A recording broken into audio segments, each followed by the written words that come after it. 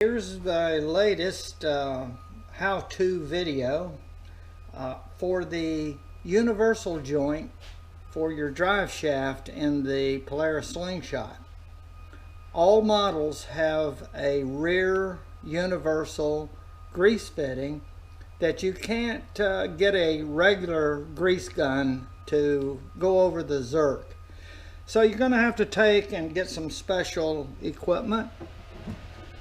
Right here, I've not used this yet, so we're going to see how this works, but I understand it works pretty good. It's an injection needle. This is the model Lincoln 5803 needle nozzle. It's got a sharp point here which can go into the ball of the zerk. If you press a little pressure on it, and then this black area will seat against it. You squeeze your grease gun a few times and it should inject grease into the zerk and lubricate all of the bearings inside the universal and make them last a lot longer. A lot of you are getting a little mileage on your slingshots, so you should start looking at doing this.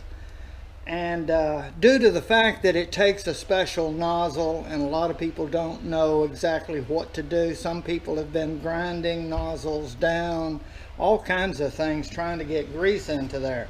So we're going to see how to do it. Just wanted to see the equipment. You need a hand pump type grease gun, preferably a small one.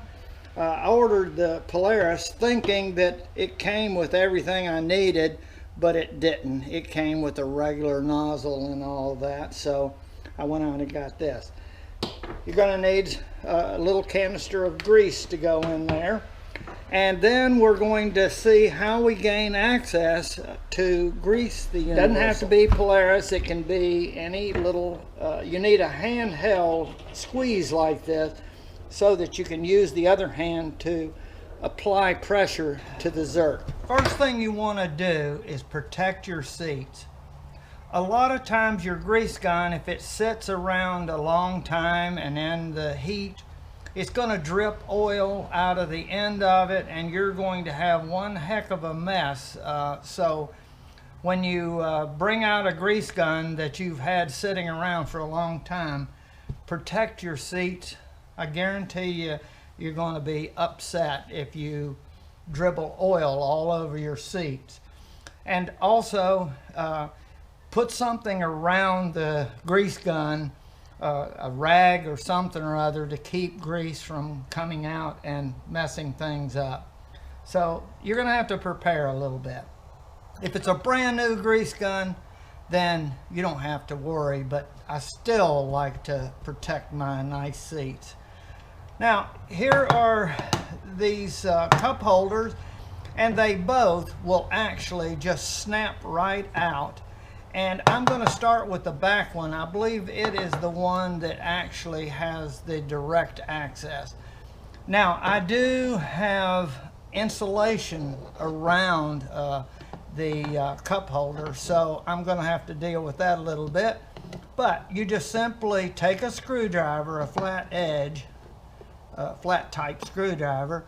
Two of them will kind of help a lot, and just pry up, and you can see the red of my cup holder insulator right there. That gives a little insulation. And so obviously it's not always going to be in the correct position. Now, to move the drive shaft, all we have to do is, we should be on level ground when we do this so that you don't have to deal with a hill. I'm on a flat level surface in my garage. I'm going to take the brake off, put the slingshot in neutral, and I'm going to roll the slingshot back and forth until I have a view of the zerk. And I'll show you what that looks like. I am going to release my brake, take the slingshot and place it in neutral so that I can roll Now, while I'm watching it, I'm going to, what you can do is grab the roll bars up on top and kind of move. Notice it move. And what you're looking is for the zerk fitting to be pointed up.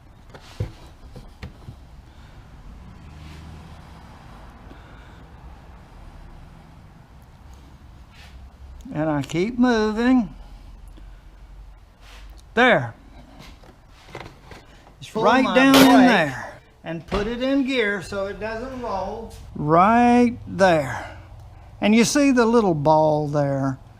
We're going to press on that ball, and that's what's keeping grease from coming out of the zerk and keeping trash from going in.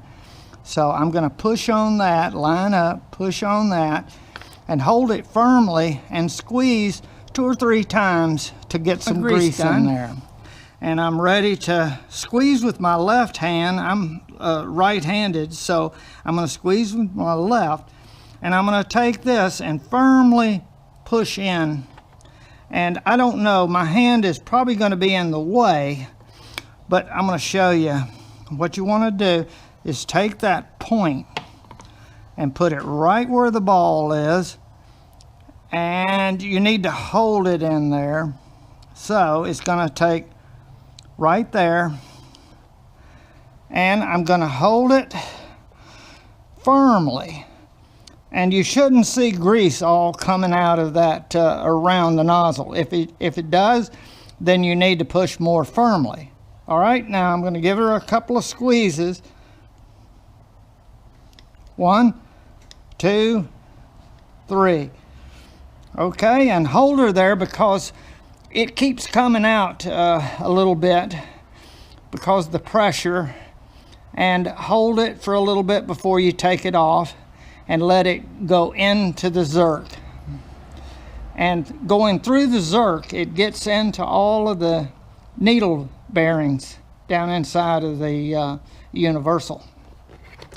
So you see there's stuff coming out of it right now. Look at that. See, it's still wanting to come out, so be prepared for that. Okay, I should have gotten a good amount of grease in there. You might want to give it a little more. Mine is brand new. My vehicle only has about 3,000 miles, so I didn't want to give it a whole lot.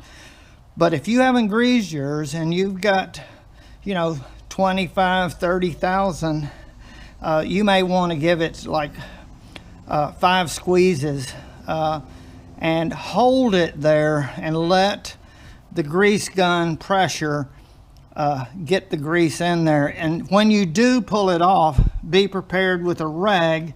As you see, you're going to still have stuff coming out of the end of the nozzle. So that's why you want to be prepared for that and not have a mess. So there, you got to see it. So now you can maintain your universal joint, and that probably will keep you going. You won't have to replace the universal. The guys that don't do this, they're guaranteed a problem down the road.